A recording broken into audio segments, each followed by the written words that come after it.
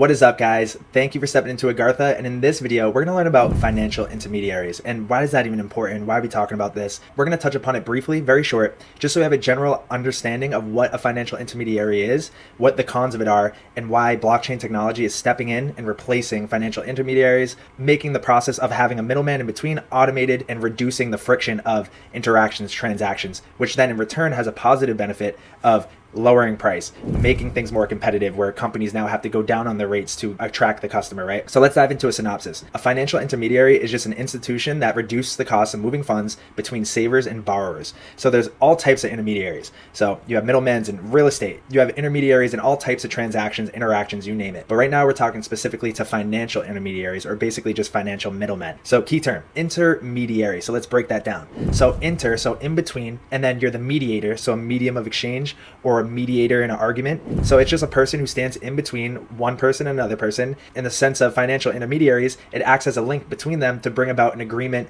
or a reconciliation as far as finances go or anything financial. So an intermediary is a person who acts as a link between people in order to try to bring about an agreement or a reconciliation. So key takeaways, some common financial intermediaries: banks, of course, bond markets, stock markets. The stock market acts like a financial intermediary in between when you go to make a stock purchase, and then having someone on the other side facilitate that stock sale. You need to have an intermediary in between to facilitate that transaction, that transfer of stock ownership. So just like a bank, when you go to the bank, you deposit your money, the savings, they then go loan that out to somebody else who's looking for a loan, and then you're able to make interest, and then they're able to get money to pay for that thing, and then the bank makes that interest rate spread. So say if they give you 4% for saving at the bank, but when somebody takes out a loan, they charge them 6%, the bank makes that 2% in between. So banks, financial intermediaries, payment providers, PayPal, Venmo, you got the stock market. Who is the financial intermediary of the stock trades in the stock market, where transfership of ownership of stock go from one hand to the other hand? You have the depository trust clearing corporation that settles those trades of someone looking to buy that stock and then someone looking to sell it, and that transfer mechanism. So you have a financial intermediary in between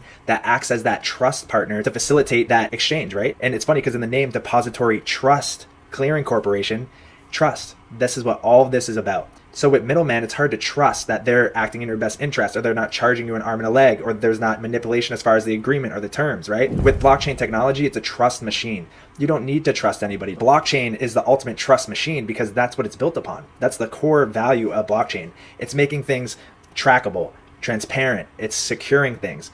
And really, it's just trust in the code. So the code is going to act with the parameters that it has. There's no biases, there's no nothing, there's no manipulation. It's the code, and you can trust it, and you can transact with anybody in the world without needing to really know them, needing to know if they're genuine or not, because you have that blockchain autonomous mechanism in between that, acting like a financial intermediary to facilitate transactions or facilitate agreements between people all across the world, doesn't even know each other. Blockchain technology is solving that problem and cutting out the middleman where there's a lot of friction that's involved with that. If you're new to crypto, or if you've been in crypto for a while and you still don't feel like you have a strategy, then we have the perfect thing for you, because it's one thing to have a strategy, but it's another thing to automate that strategy. So what we're doing right now is a waterfall flash sale. This is the start of week 1. We just launched our Stargate automated experience, which gives you access to utilize our custom automatic trading bots that we built for XRP, XLM, HBAR, Algorand, and a bunch of other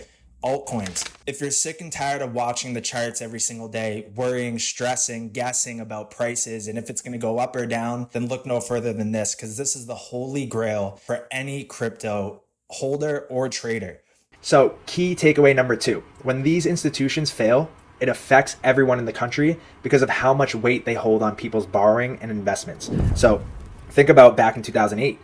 It was Lehman Brothers. So Lehman Brothers failed. They went bankrupt. And that's what led to the worst economic downfall since the Great Recession. And what if they're not being kind of genuine with their money? Or what if they're loaning out your money to people that they're not doing checks on, and then they don't get paid, and now your money's just gone? So these things happen because when these institutions fail, it affects the whole country. So these financial intermediaries were the main problem that spurred into the Great Recession. So these financial institutions, if they fail, it's not good, because a lot of people with these banks, with the stock market, with whatever, these financial intermediaries, if they're lending out money, too much of it, and there's not as many savers, or they're not managing the funds correctly and they're misappropriating funds, and they're not kind of going with the rules of the land, and something happens and the system breaks, these institutions can be the detriment of our country, where if you have one of these big financial intermediaries collapse, the whole thing crumbles, because all of these financial intermediaries are interconnected together, and it's a specific risk. It's called systematic risk.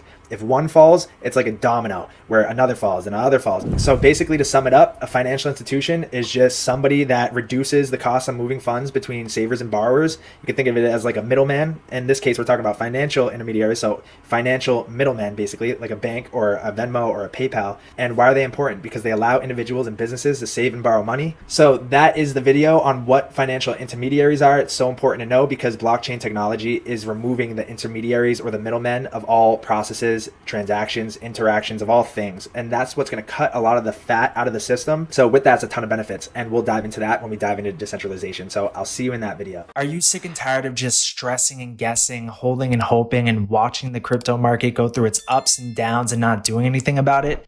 If you're someone in that position, then look no further than the Stargate automated experience. We just launched it and we built custom automated trading bots for XRP, XLM, HBAR, and a bunch of other utility coins. If that sounds of interest to you and you want to learn more, click the video below and I'll see you over there.